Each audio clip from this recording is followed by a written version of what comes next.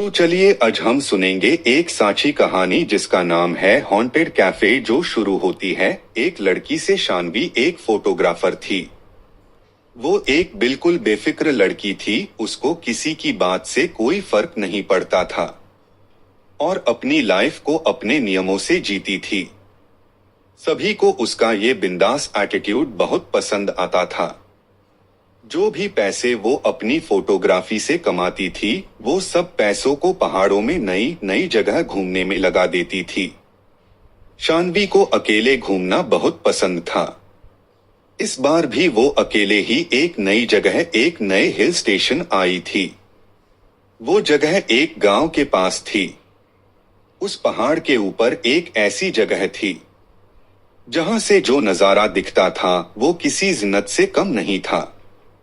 और वहां जाने तक का एक ट्रैक था जो करीब 5 किलोमीटर लंबा था।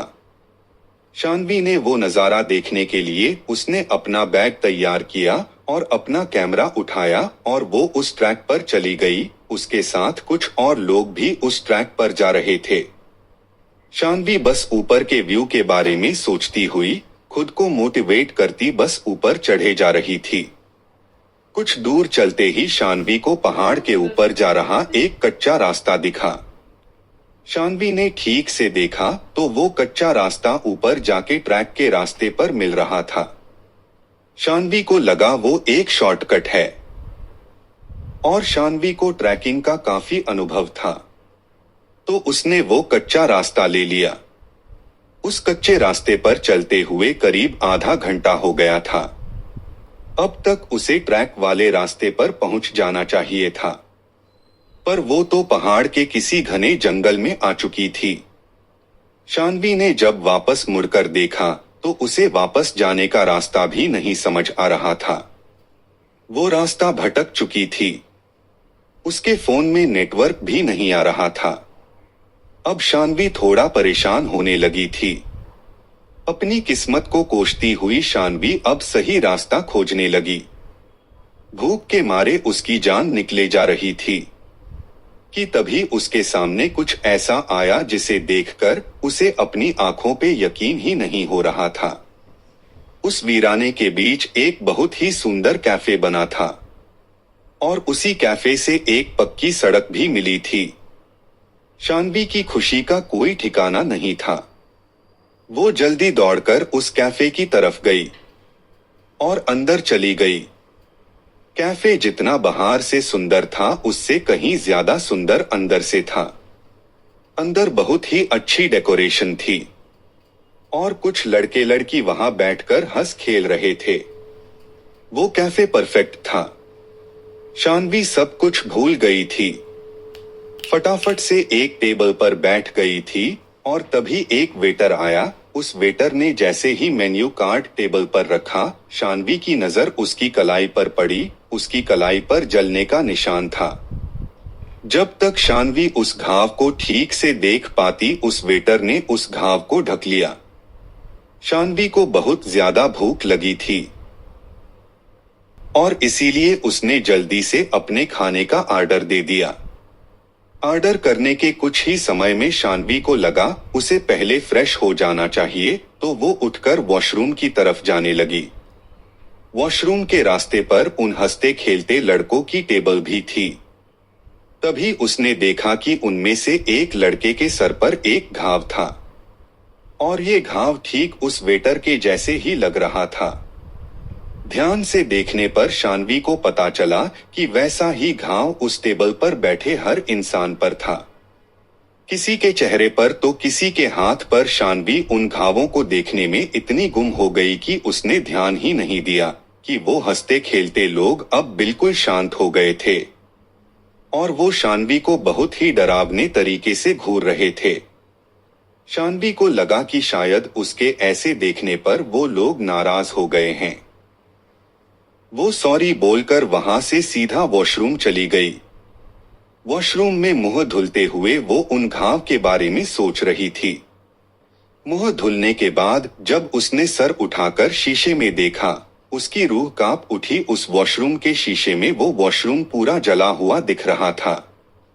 अचानक उसे बहुत जोर जोर से लोगों की चीखों की आवाज आने लगी, लेकिन ये सब कुछ थोड़ी ही देर में बंद हो गया।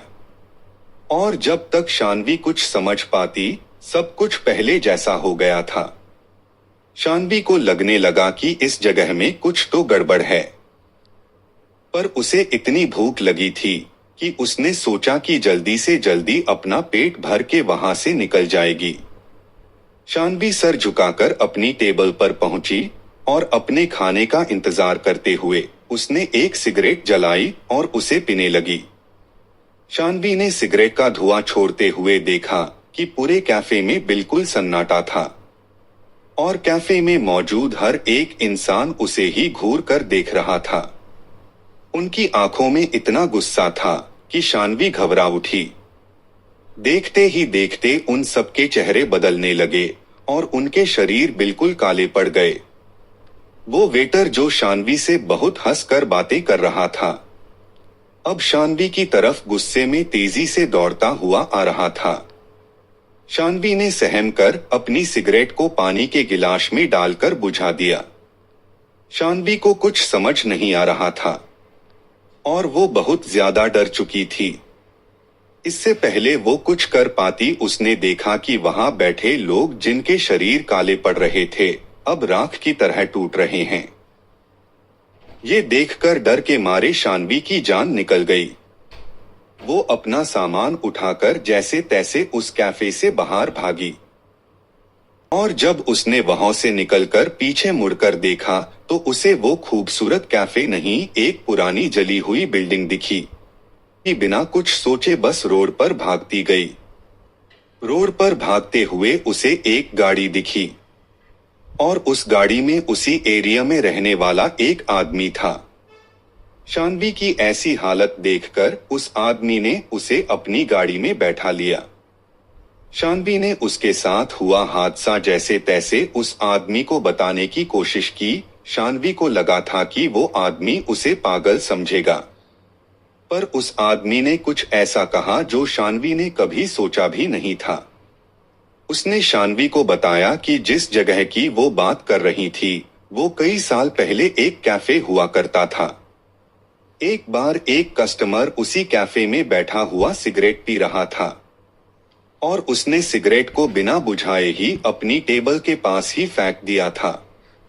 उस आदमी की लापरवाही की वजह से एक पर्दे में आग लग गई थी और इससे पहले कोई कुछ कर पाता, उस पूरे कैफे में आग फैल गई थी और अंदर फंसे सभी लोग जलकर मर गए। शान्वी ये सब सुनकर हक्की बक्की रह गई।